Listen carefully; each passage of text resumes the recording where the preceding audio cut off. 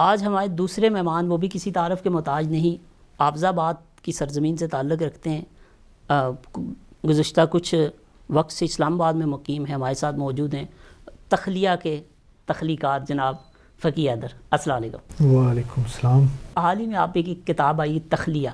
تو یہ بتائیں کہ تخلیہ کی وجہ تسمیہ کیا ہے، کیوں آپ نے اس نام کا انتخاب کیا؟ سب سے پہلے تو میں شکر گزار ہوں کہ آپ نے موقع دیا گفتگو کا، چینل 6 کا خصوصی طور پہ شکر گزار ہوں۔ تخلیہ جو ہے بیسیکلی ایک ایسے شاعر کی تخلیق ہے کہ جس میں وہ بیٹھا تنہا ہوا ہے، لیکن وہ اپنے ارد گرد کو ماحول کو اتنی شدت سے فیل کر رہا ہے، اس کے ارد گرد دنیا گھوم رہی ہے، زمانہ اپنی روانی میں رواں ہے، دن رات اسی طرح چل رہے ہیں، یعنی گردش عام ساری اسی طرح ہے جس طرح چل رہی ہے، لیکن اس ساری رونق میں بھی وہ اپنے آپ کو بالکل اکیلا فیل کر رہا ہے۔ تو وہ جو اس نے اپنے ارد گرد کے ماحول کو اتنی شدت سے محسوس کیا، وہ چاہتا تھا کہ وہ اپنا بیان بھی دے دے اور دنیا کو یہ بھی بتا دے کہ وہ آپ سب کے ساتھ ہوتے ہوئے بھی بالکل اکیلا ہے۔ تو اس لیے میں نے اپنی کتاب کا نام جو ہے وہ تخلیہ رکھا کہ تخلیہ پہ ایک ایسا انسان جو ہے وہ دنیا کو بتانا چاہتا ہے کہ وہ دیکھ سب کچھ رہا ہے، لیکن اس کے باوجود لوگ اس کی طرف نہیں دیکھ رہے، توجہ نہیں دے رہے، وہ توجہ دلانا چاہتا ہے کہ میں یہ کہنا چاہتا ہوں۔ تو جب پوری طرح اس کو نہیں سنا گیا، نہ اس کو محسوس کیا گیا ہے، تو اس نے تخلیہ کی صورت میں اپنے زخم جو ہیں، اپنی داستان جو ہے وہ لوگوں کے حوالے کیے، اس لیے تخلیہ جو ہے اس کا نام، کتاب کا نام تخلیہ رکھا۔ اچھا یہ بتائیں کہ حافظ آباد سے آپ اسلام آباد کی طرف آئے، جی جی، تو یہ تو باش کا ایک سلسلہ سمجھ میں آتا ہے کہ جاب ہوتی ہے، انسان جی کہیں نہ کہیں موو کرتا ہے، جی، تو حافظ آباد کی دھرتی سے آپ نے سفر یہاں تک کا شروع کیا، تو اس میں حافظ آباد سے ہی آپ نے آغاز کیا تھا مشاعروں کا؟ جی، شاعری جو ہے وہ تو جیسے ہمارے ہاں عمومی طور پہ ہوتا ہے کہ اوریجنل شاعر جو ہے وہ تو ویسے پدیشی شاعری ہوتا ہے، لیکن اس کا اظہاریہ جو ہے اس کے لیے ایک پراپر ایج ہوتی ہے اس کی کہ وہ اس نے کب پہلا شعر، تو میں نے بھی کالج لائف سے جو ہے وہ شعر کہنا شروع کر دیا تھا۔ یہ غالباً 2004 یا 2005 کی بات ہے کہ جب میں نے شعر کہنا شروع کیا، لیکن منظرنامے پہ آنے کے لیے ابھی آپ پہلے ذکر کر رہے تھے مافیہ کا، تو میں پہلے جو 8 سال ہیں 2005 سے لے کے جو 2013 تک ہیں، میں اس دورانیے میں بہت کچھ کہہ چکا تھا، لیکن میرے پاس کوئی پلیٹ فارم نہیں تھا، نہ میرے پاس کوئی دست شفقت تھا جو میرے سر پہ آئے اور میں اس کو بیان کر سکوں۔ تو حافظ آباد کی جو فضا تھی وہ بھی پچھلے کوئی 20-25 سال سے شدید ترین جمود کا شکار ہے، اور ابھی تک وہی حال ہے وہاں پہ۔ تو یہ اللہ تعالیٰ کی مدد ہوتی ہے ایسے انسانوں کے لیے کہ جن کے اندر اضطراب ہوتا ہے، جن کے اندر بے چینی ہوتی ہے، قدرت ان کی مدد کرتی ہے۔ تو میں جب یہاں آیا تو میں راولپنڈی سے پہلے ایبٹ آباد رہا ہوں 2-3 سال، تو بیسیکلی میں نے ایبٹ آباد سے جو ہے وہ مطلب میں نے مشاعرے پڑھنے شروع کیے، لیکن پہچان مجھے جو ہے وہ راولپنڈی کے ادبی حلقے سے جو ہے پراپر پہچان ملی۔ اچھا، تو یہ اسی طرح وہ سلسلہ تاحال جو ہے وہ۔ اچھا یہ بتائیں کہ آج کل ہم دیکھ رہے ہیں کہ غیر ادبی جو شخص افراد جو ہیں وہ مشاعروں کا ایک سلسلے کو جاری رکھے ہوئے ہیں، تو یہ آپ اس عمل کو بہتر سمجھتے ہیں یا آپ یہ سمجھتے ہیں کہ وہ کہیں نہ کہیں پہ ہمیں نقصان دیں گے؟ اس پہ کافی زیادہ پہلے بھی دوستوں نے سوال کیے ہیں، اکثر آگے کرتے رہتے ہیں۔ میں اگر صرف ادب کو دیکھا جائے تو ارتقاء جو ہے وہ ہر چیز کا جاری ہے، لیکن ہمارے ہاں اب جس چیز نے خاص طور پہ شہرت جو ہے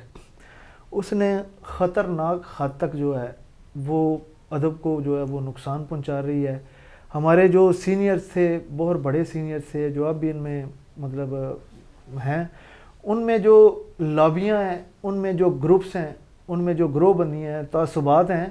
انہوں نے یہ جعلی لوگ جو ہیں، انہوں نے یہ جو آرٹیفیشل قسم کے لوگ ہیں ان کو آگے کیا ہے اپنی ریپوٹیشن بنانے کے لیے، اپنے آپ کو دنیا کے آگے نمایاں کرنے کے لیے۔ صحیح۔ تو وہ لوگ ان کو پروموٹ کر رہے ہیں، اور یہ سلسلہ مصنوعی چیز ہمیشہ مصنوعی ہوتی ہے، اس کی کوئی ایج نہیں ہوتی۔ صحیح۔ یہ میسج بھی ہے میرا سب کے لیے کہ جتنا مرضی یہ لوگ اپنے آپ کو اس طرح پروموٹ کر لیں، رہنا وہی ہے جو اوریجنل ہے۔ یہ بالکل ایسا ہی ہے۔ اچھا فقی سنا دیجیے آپ کچھ۔ تخلیہ میں سے غزل کے 2 یا 3 شعر آپ کی نظر کرتا ہوں کہ راستہ خواب کا جب نیند کو پتھریلا پڑے، راستہ خواب کا جب نیند کو پتھریلا پڑے، رنگ آنکھوں میں سیاہ رات کا زہریلا پڑے۔ آہا، راستہ خواب کا جب نیند کو پتھریلا پڑے، رنگ آنکھوں میں سیاہ رات کا زہریلا پڑے، تو سمجھ جانا بچھڑنے کا سمے آ پہنچا۔ آہا، تو سمجھ جانا بچھڑنے کا سمے آ پہنچا، ہاتھ جب تیری کلائی پہ میرا ڈھیلا پڑے۔ آہا، تو سمجھ جانا بچھڑنے کا سمے آ پہنچا، ہاتھ جب تیری کلائی پہ میرا ڈھیلا پڑے، کچھ نہیں پھول تو دو چار نکل آئیں گے، آہا، کچھ نہیں پھول تو دو چار نکل آئیں گے، خشک مٹی پہ اگر پاؤں تیرا گیلا پڑے۔ آہا، کچھ نہیں پھول تو دو چار نکل آئیں گے، خشک مٹی پہ اگر پیر تیرا گیلا پڑے، حسن سادہ میری خواہش ہے سنورتے ہوئے بھی، آہا، حسن سادہ میری خواہش ہے سنورتے ہوئے بھی، آئینہ ٹوٹے تیرا عکس نہ چمکیلا پڑے۔ آہا، حسن سادہ میری خواہش ہے سنورتے ہوئے بھی، آئینہ ٹوٹے تیرا عکس نہ چمکیلا پڑے۔ یہ بتائیں کہ آپ کی تخلیہ جو ہے مارکیٹ میں بکی یا آپ نے دوستوں میں بانٹ دی؟ کیونکہ یہ ہمارے یہاں ایک المیہ میں وہ آپ بالکل سچائی کی باتیں آپ سننا چاہتے تخلیہ میں سمجھتا ہوں کہ ابھی عمیر بھائی نے روشنی ڈالی ہے تھوڑی سی، میں بھی کتاب پہ روشنی ڈال دیتا ہوں۔ کتابوں کی آخری صدی ہے، سعود عثمانی صاحب نے کہا تھا، یہ بات کسی حد تک 50% سچ بھی ہے اور 50% نہیں بھی سچ ہے۔ سچ اس لیے ہے کہ جب اکثر میں آپ کو قطع کلامی معاف، اگر وسیع شاہ کی میرے ہو کہ رہو تم کتاب سب سے زیادہ لاہور میں ایک دن میں نکلی اور دوسرے دن فروخت ہو چکی مارکیٹ، دوشی بھائی اس کی وجوہات یہ ہیں کہ آپ نے شاید فرحت عباس صاحب کے بارے میں سنا ہوگا۔ فرحت عباس شاہ ایک تو معروف نا، ایک وقت میں یہ تھا کہ شاہ جی کی کتاب مارکیٹ میں آتی تھی 1000 کتاب، اور 6 دن بعد وہ کتاب جو ہے وہ سیل ہو جاتی تھی۔ آج دیکھ لیں آپ، صدر میں چلے جائیں راول پنڈی میں، آپ اتوار بازار جو لگتے ہیں وہاں جا کے دیکھ لیں، آپ اقبال سمیت جتنے ہمارے تاریخ کے بڑے بڑے شعراء ہیں وہ بیچارے فٹ پاتھ پہ آپ کو نظر آتے ہیں۔ ایسے ہی ٹھیک ہے،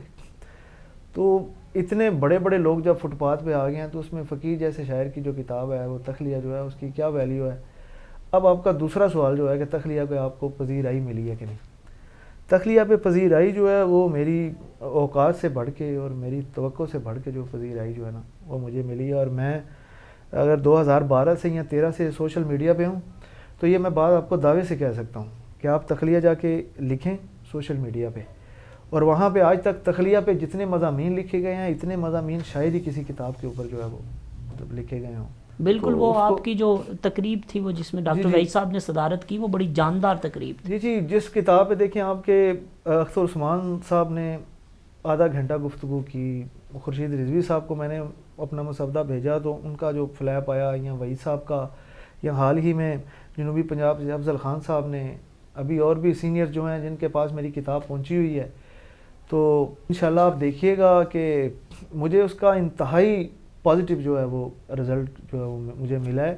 اور تخلیہ جو ہے وہ میں نے دوستوں میں بانٹی نہیں ہے، تخلیہ میرے پاس اس کی جو بڑی کوانٹی ہے وہ میرے پاس پڑی ہوئی ہے۔ میں چونکہ ایک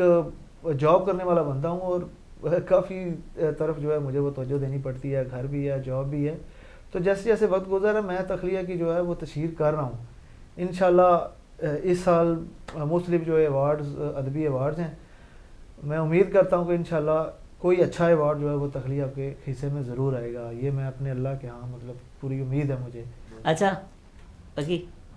کچھ آپ سنا دیجیے۔ عشق مشکل ہے بہت کرنا ذرا دھیان کے ساتھ،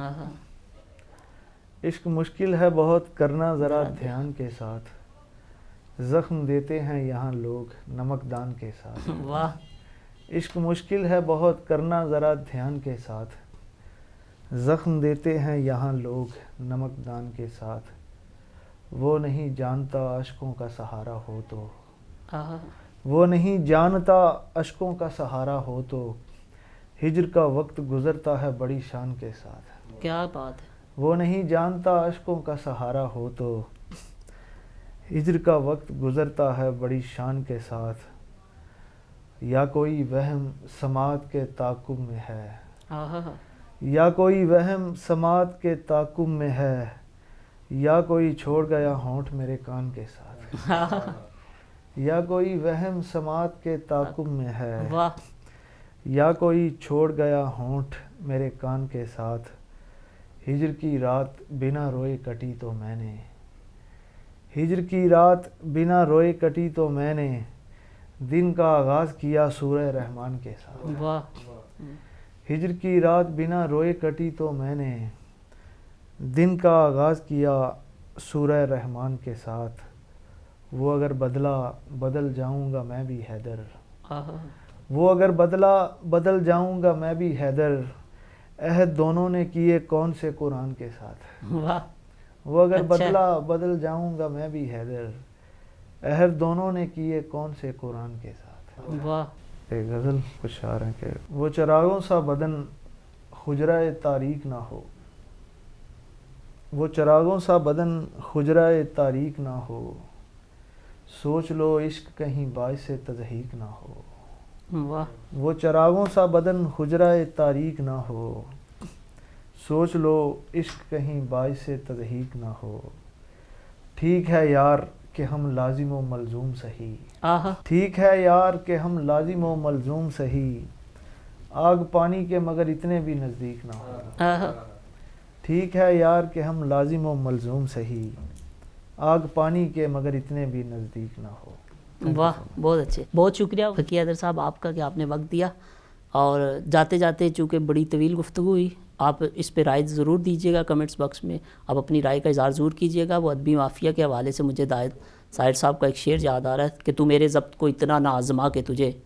میں آستی سے نکالوں زمیں پہ دے ماروں۔ اسی کے ساتھ احمد دوشی کو دیجیے اجازت، فی امان اللہ۔